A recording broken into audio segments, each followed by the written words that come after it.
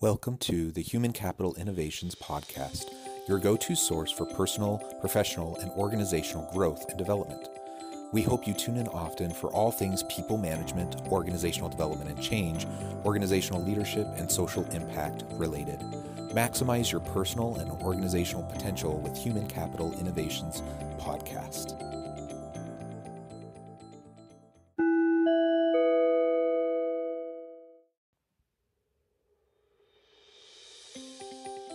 Welcome to the Human Capital Innovations Podcast. In this HCI podcast episode, I talk with Katherine Jansen Burkett about living wakefully and bridging differences to find true collaboration.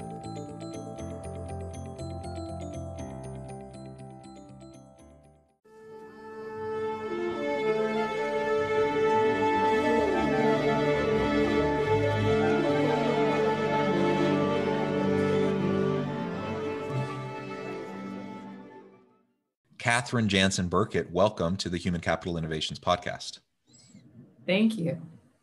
I am super excited to have this conversation. It was fun talking with you in the pre-interview, just getting to know you a little bit. And really in preparation, the last couple of weeks for this podcast episode, as we've been corresponding and just trying to get a feel for you and your background, your expertise, I'm super excited to have a conversation today about living wakefully, being our true authentic self and being in the moment. And then how does that connect with bridging differences to find true collaboration? We talk about collaboration all the time, and we want organizations and teams that can collaborate. But what does that really mean, and how does that connect back to being our true authentic self? I think you have a lot to say on that. So I'm excited to have this conversation. As we get started today, I just wanted to share Katherine's bio with all the listeners. Katherine Jansen Burkett has long had a passion for embodied wakefulness as a lived experience rather than simply a conceptual one. Her early professional life was a happy one as she enjoyed meaningful work in the field of public health. But over time, she felt an inner stirring, and what was to ensue was a transition into her current work as a psychotherapist. For the past 15 years, she's guided others with personal and relational transformation as her clients discover their own path of embodied wakefulness. Now, Katherine is thrilled to build her work forward in her first book, River to Ocean, Living in the Flow of Wakefulness. She presents 9 aspects of wakefulness within a framework of the inner and outer world. She not only offers powerful ideas, but ways to integrate each with an inspiring story from the field. Again, Katherine, a pleasure to have you on the podcast today. Before we really launch into the conversation, anything else that you'd like to share with listeners by way of your background, personal context, anything like that? If we get into it, I came from some trauma in my childhood. So this topic is near and dear because in a certain kind of way, I had to fight for my wakefulness. I had to come out of a pretty deep abyss. And so for any of your listeners that, have had personal struggles about the idea of being happy and healthy and bringing our true self forward in our life. For some of us, that's quite a road to travel and an incredible one to experience from the dark night of the soul idea where we wouldn't have imagined we could have experienced life in that way and ourselves in that way and others particularly in certain ways. So I'm thrilled to be here. I'm so excited to talk about collaboration and bringing our authentic self to the table and that both can coexist. Because I think our world and our relationships these days so need this conversation. Yes, and it's almost become a dirty word, it seems like, in society, in at least Western and U.S. society these days, talking about compromise and collaboration, and so many consider that to be something where you're not being courageous enough because you're not sticking true to yourself, your values, and you're compromising them, and you're working with other people, and maybe you have to sacrifice a piece of who you are or what your idea is. And I think that's a tension that I see, in thinking about mindfulness, wakefulness, and authenticity versus collaboration and compromise and working to develop relationships that are healthy, that can have good outcomes, right? So I think that's part of what we can explore together today. And if you're willing and comfortable, I would love to hear a little bit about you know, it doesn't need to be anything explicit, but, you know, in terms of the types of experiences, the trauma that you've had, the dark night of the soul, as you referred to it as, and then how you started to come out of that, because I think those types of examples are good lessons to all of us. I imagine many listeners have had their own traumas that take a wide variety of forms. And then I just think about like the current context we're in right now. We're in the middle of a pandemic and people are struggling emotionally, physically. You know, people are trying to do their best to juggle having kids at home and doing work, or maybe they've lost employment, maybe they've lost a loved one. I just think there's so much trauma even built into this moment that leaders need to figure out how to better deal with, and to help their people and themselves to come out of this in a healthy way. Yes. In my earlier podcasting last year, we were talking a lot about preventing a mental health crisis, not just a public health crisis. But we did not know how long this would go. And so when people especially are under-resourced and we are all burnt out and frayed, and it is fraught with many, and we're not even done. Like, we are looking at a chunk more time, though it's super hopeful that we can see the finish line. We're not at the finish line. Those are where our, you know, not our self at best, I would say, maybe worse self, can come forward. And not that we intend to do that, but that's the reality of stress, is our resilience has been really stretched and capacity stretched. So I think this is very important to be intentional about and have ideas and practices, not just, I'm going to try to be a really good person today or really bring my A game to my work, but how do I actually do that? So that's a lot of the nature of my book, is not just ideas, because there's a lot of great ideas. So I don't bring totally new ideas to the table, some perhaps, but I have a practice session, which is about building the neural pathways so that we actually can embody. So embodiment is about, I'm living it, not I'm thinking about it or I'm aware of it.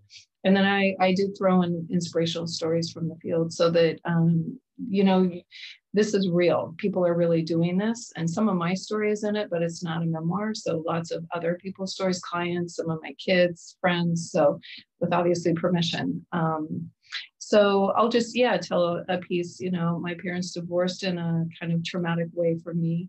And so my little 14-year-old self took it really hard, and it really fractured a sense that I wasn't good enough to keep my dad in our family. He took off. It was really about alcoholism, but we didn't know it at the time.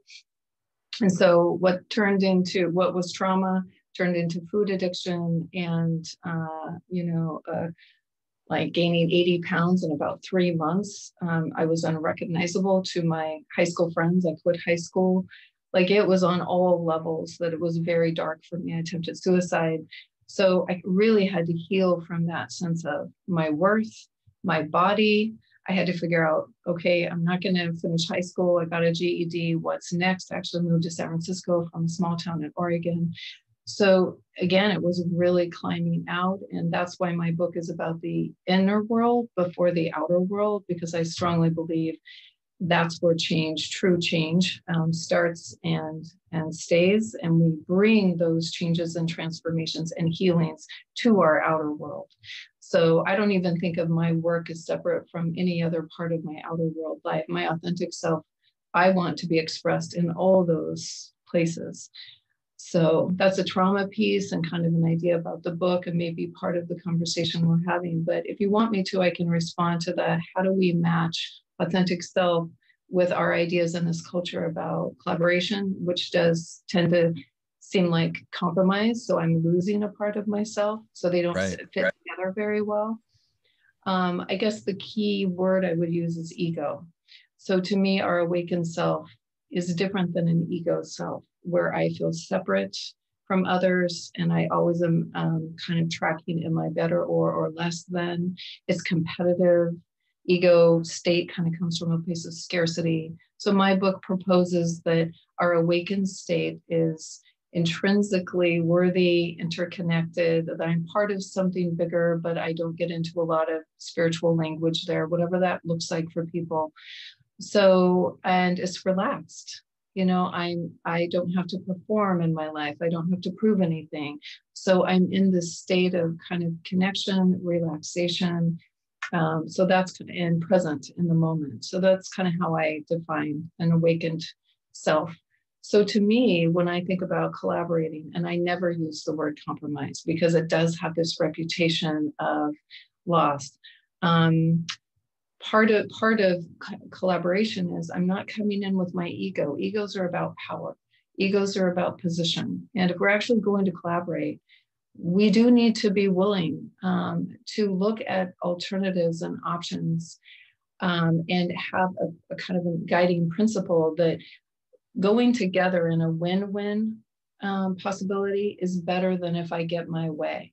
So Jonathan, if at the end of the day, you just want to get your way, that's kind of, I would offer, and I don't obviously mean that about you personally, but that's kind of more of an ego approach to it. But if I believe that it will be better, even for me, if we find some path forward that, again, but works for both of us. So the bottom line is collaboration takes creativity. It takes time. It takes a willingness to sometimes not know what the outcome is and get out of our position. So a really practical step that I use, and I had to use this a lot with couples because I was their therapist, both people, so I couldn't take a side. That's unethical. And so I would say, what is the common ground? I could see it literally between them, but they were so positioned up, they couldn't see where they could meet. So I have a tool around collaboration, which is to start with a perspective, not a position. And then we move into, okay, you don't want a dog. I do want a dog. What's our common ground? You don't want a dog because you want to make sure you can still travel once we can travel again. Actually, I kind of resonate with that. I still want to be able to travel. I want a dog because I really, having a pet is really comforting. And once in a while, you actually miss having a dog, even though you kind of still would rather not have one. So we start to move toward where there is some commonality. And then the next piece, and it's so cool, is to see sometimes there are options that when we get out of our position, we never would have seen. Maybe we foster dogs and it's once in a while. Maybe we budget for just having a really good boarding situation where we travel as often as we want, and that dog is not an encumbrance to that.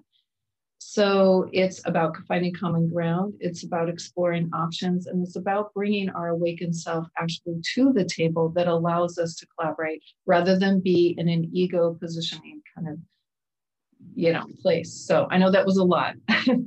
No, I think that's great. And it's smart to avoid getting caught in the trap of compromise, the terminology and the baggage associated with that word.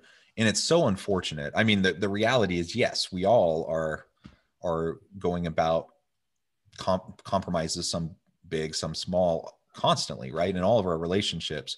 But that doesn't mean we need to sacrifice ourself or our authentic self. It does mean we get outside of the ego, like you just said. So I think that's wonderful.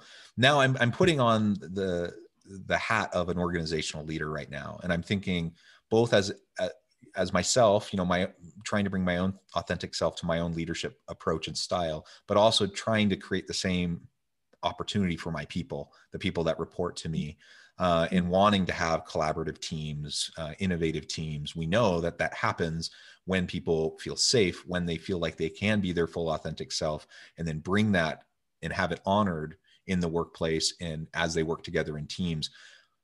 Yet collaboration and effective collaboration is this elusive thing that frankly most organizations don't do very well. So I'm curious if you have any particular thoughts or ideas on how a leader can foster a workplace environment where people can be authentic, but also be better collaborators. Well, that's such a good question, Jonathan. And what's coming to mind to share is, and I do group work through the retreats I do, and I have ongoing groups also all the time. So the sense of safety, and that actually is a human thing. So it goes everywhere. There's no environment where that human dynamic isn't important and operating. So people either feel safe or they don't feel safe. So that actually has to do with the culture and even some of the communication practices. So if I'm leading an organization, I want to have real clear guidelines and supports to help people, because they might not have learned this in their childhood, and they might not know what ground rules are, what I statements are, what actually creates a sense of safety. Again, it's a nice idea, but even in this conversation, Jonathan, do you feel safe with me? Do I feel safe with you? Our human system, our nervous system is tracking that. And so safety is one piece, but I would add another, and that is about relationship. Because if we care about the other person, two things happen. Our guard comes down. So those can be named as kind of relational defenses. So then I am going to be able to be more my authentic self when I don't have masks and armor. But also, if I care about you, if I know you, then that human process of bonding to others starts to kick in. And so I have a motivation to collaborate, rather than it's because we have that on our mission statement. It's actually because I care about my team. And I don't want to win, because then somebody loses. And that's not the end game anymore. And so there's a safety and relationship, I think, are very, very real things that, and I think organizations are, many of them, kind of getting some of those pieces compared to, long ago, where it was so task oriented and a lot less relationship oriented.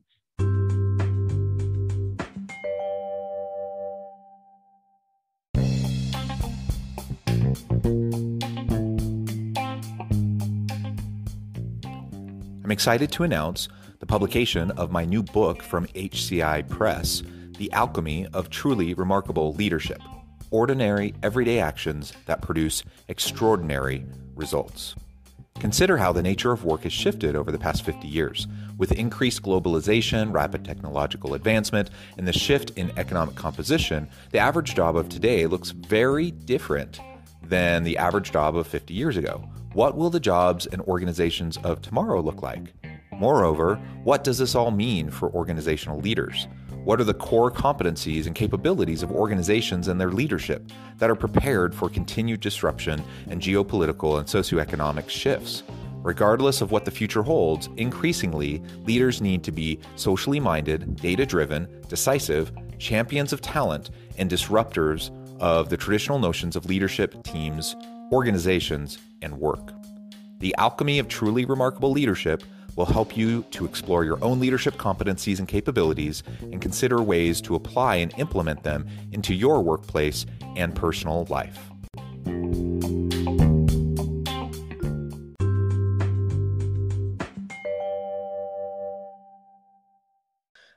Yeah, absolutely. And to your point, organizations as a general rule, I think have come a long way and are better at this than they were decades ago, right? But there's still so much more to do. And there's so much research on this. So I think we're even past the point of saying like, this is debatable, or like we're still trying to figure out how to do this. Like, we know how to do it. And I think most leaders who are worth their salt, anyone who actually has training and skill as a leader, they know, at least in principle, how to do it. Putting it, like taking the conceptual understanding and putting it and implementing it into practice, though, I think is a different thing.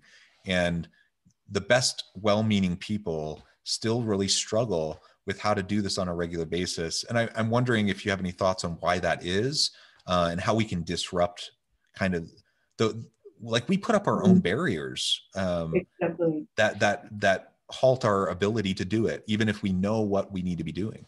That's right. And that's so wise to say, we can't transcend what we haven't, I would say, built in our brain.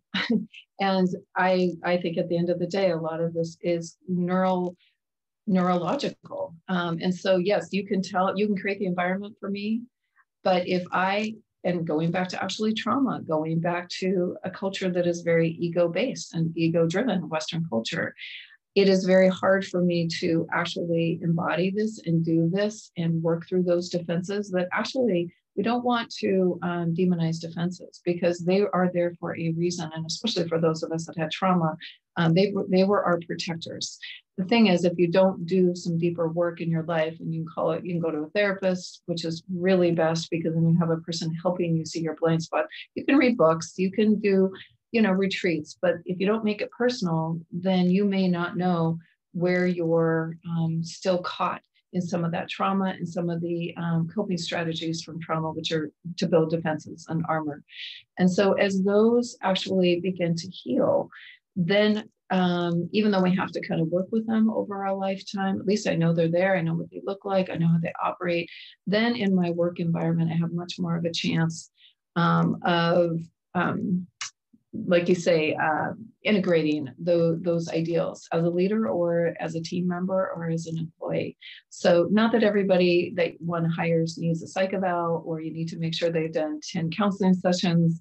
But I do think kind of an emotional intelligence piece is important, and moving into not just doing personality tests, which are common now, and like, okay, we have to match working styles, but actually even a deeper dive into where is this person maybe going to struggle with the very things we want to manifest in this organization.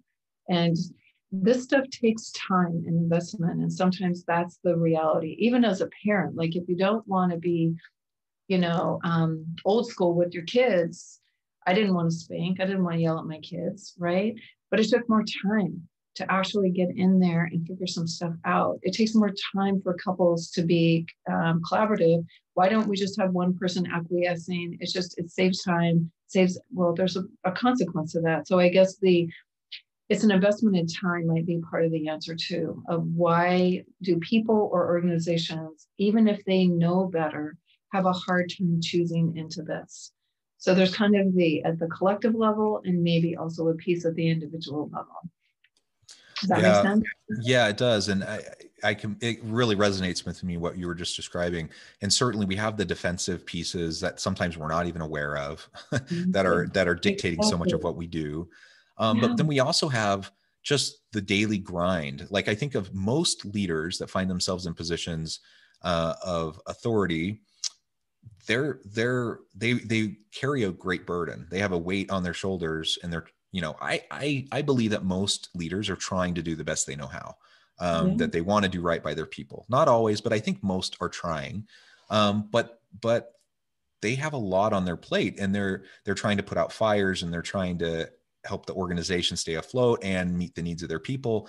And I think even the most well-intentioned people, when you find yourself in that kind of a daily grind, the natural inclination is to start cutting corners when it comes to relationship building and these team dynamics, because it does take consistent, sustainable effort over time. Like every day, you can't shortcut it. And if you do, it has consequences, as you just referred to. And ultimately, that culture of safety won't be there. That feeling of authentic caring won't be there. And even if you do care, even if you do want a safe environment, even if you do value your people, if as a leader, I'm not doing those consistent things every day, then it's like I don't care about it. Because ultimately that's the experience of your people. Exactly. And that's certainly where morale could be compromised. Like, oh, we say this, but my lived experience in this organization actually in the felt way is different. But it is a consistent commitment to it. But one of the things I always like to promote is if we do good work, the work lessens over time. There's a maintenance piece, but it's not all like there's a creating it. And so I haven't even like this stuff kind of framed as the word work, because that tends to have a negative context. What else? It's a lot of work not to do the work. Like you say, if you cut corners, there's a weight behind that, and we can't be disassociated from that and in denial of that. It's like if I ate 3 brownies today, I can do that, but I'm going to probably have a stomach ache, And so we just need to bring honesty to the table as leaders, as human beings. I think there's a big piece, like you say, the grind. When I hear that word, Jonathan, people need to take care of themselves. And I think our culture both can be so egocentric and ego-driven and individualistic in a way that's not helpful. And it's actually, I believe, somewhat toxic. But also that we've demonized, if we do self-care, we're narcissists or we're selfish. And, somehow there's a North Star in martyrdom. And so if I'm feeling a grind, if I am not able to bring a full cup to the table as a leader to manifest and to kind of I don't know, reflect myself, those very things, principles that I'm trying to impart, then I need to have a chat with myself, I think, about, in leadership, it is about deep self-care, because of what's required. So that then the things that I intend to do are the actual experience of my organization and its employees. Yeah, I agree. And I struggle with that myself. I'm busy. I have a lot of stuff with work. I have a family. I have 6 children. Like anytime I need to do anything in relation to self-care, my first inclination is to feel selfish, that I'm taking that time.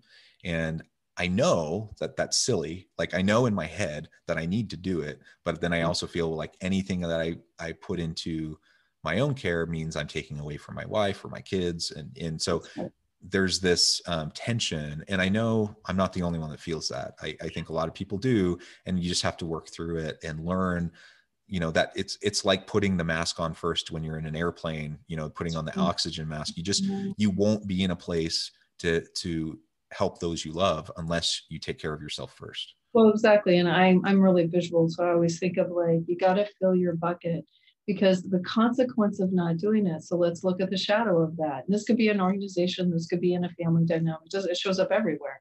Is I resent, and I can't transcend that resentment if I abandon myself enough over time. That even though no one asked me to do that, I have 6 kids too, by the way. They never asked me to do that. But if I do that, then I will resent them. And that is not only over time, I have less and less to give because I'm burnt out and I'm scraping the bottom of the bucket, but then there's this not great dynamic. So what would generosity to self then translate to generosity to others? It tends to. The more I give to myself, the more I actually have to offer. And guess what? I'm not resentful. I'm super friendly. Does that mean I do everything for everybody all the time? No, it means I practice boundaries. It means I really do walk the walk of, I'm not going to be able to do that now. Maybe later. Maybe I can help you figure something different out. But as I practice self-care, again, I am nourished, I am nurtured. And so I tend to have more energy, more productivity, more creativity, all the things that we want to bring to parenting, to our work relationships, to our projects. So again, so you're speaking to why my second aspect of my book was freedom from the mind, because the mind, a thought, first of all, there's research that says most of our thoughts are untrue or have some level of inaccuracy, but we act as if every thought we think is truth serum.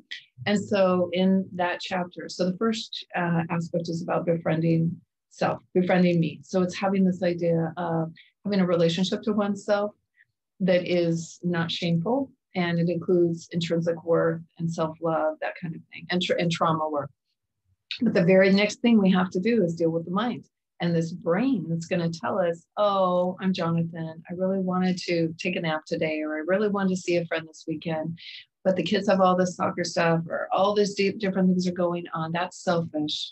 You would need to have a practice, a way to address that and confront that. Is that true, that that's selfish?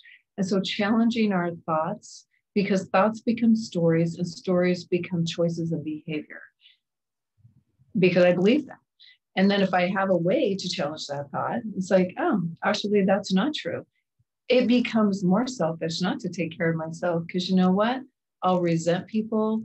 I won't be available as, easily, or I won't have as much to offer 6 months from now. That's actually more selfish. So starting to play with thought is just a powerful thing, because that's a huge part of most of our existence. Yeah. And a lot of what I hear you saying in my mind translates back to short-term versus long-term orientation. Yeah.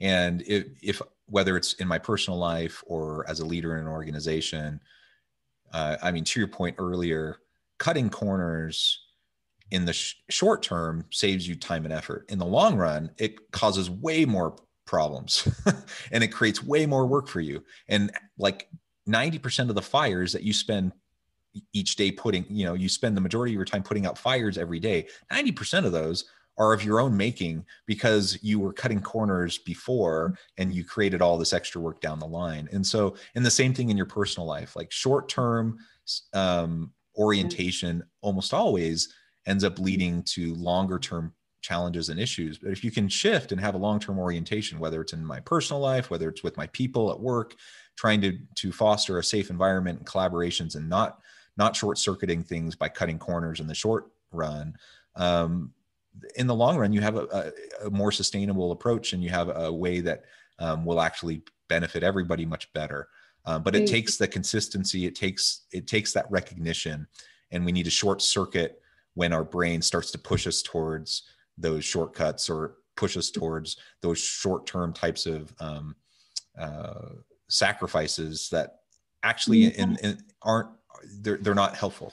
Yeah. Exactly. And I think, the indigenous idea of any decision I make, how will that affect 7 generations down? That feels like so bizarre now to people of your generation. I might be older, my generation, like 7 generations. We're trying to make sure everything's okay. 2 generations, like that kind of way of being, the wisdom of that.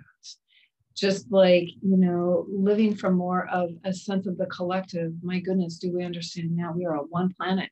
We are in a different kind of global reality on any front than used to be. So we cannot be isolated, and we need to have our thinking, like you say, long-term and in a bigger context.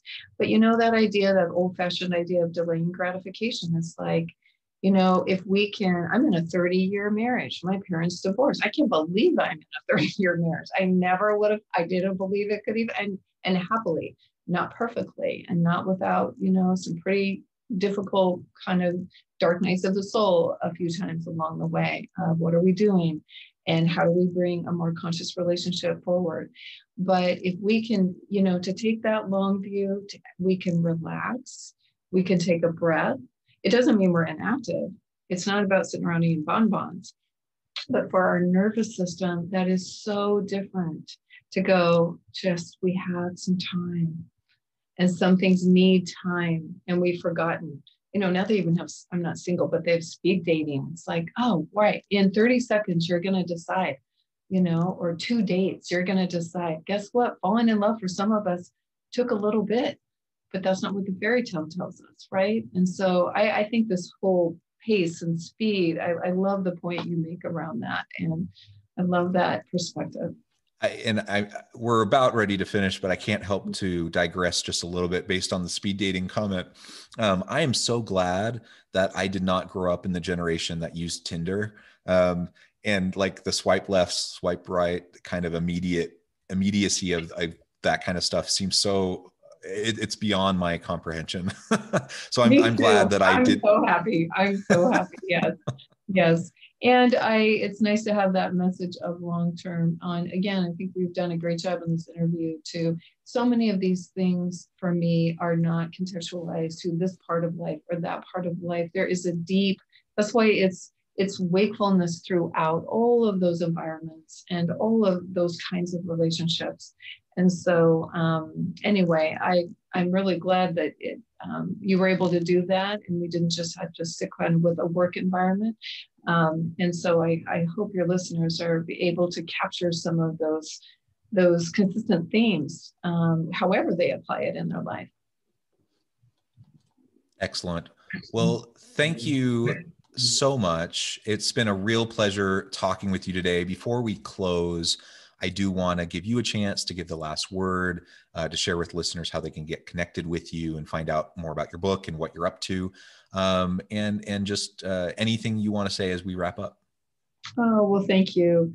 Yes, I love River to Ocean because it's the book I use actually as just kind of a guidebook.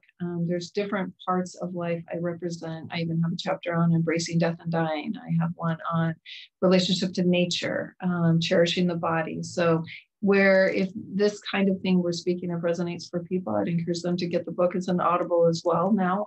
We did that last year. Great narrator, not me. So that is found at my website. I can be reached where I have a blog, and I can send a personalized book So it's harborglowholistic.com. And so that has my publishing company, my counseling and retreat work. And then just to get the book, if you want to go to Amazon or Barnes and Noble or some of the other outlets, it's also available there. So, yeah. Wonderful. Well, Katherine, Yeah. it has been a real pleasure. I encourage listeners to reach out, get connected, check out the book and find out more about what Katherine can do for you and to help you in your personal life and your work life. And as always, I hope everyone can stay healthy and safe, that you can find meaning and purpose at work each and every day. And I hope you all have a great week.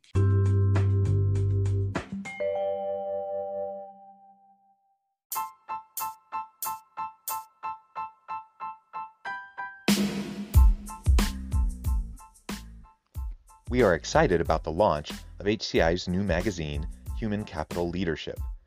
Human Capital Leadership is a free, interactive e-magazine designed to help individuals, leaders, and organizations find innovative approaches to maximize their human capital potential. We will be publishing issues quarterly in August, November, February, and May. Check out the first issue and let us know what you think.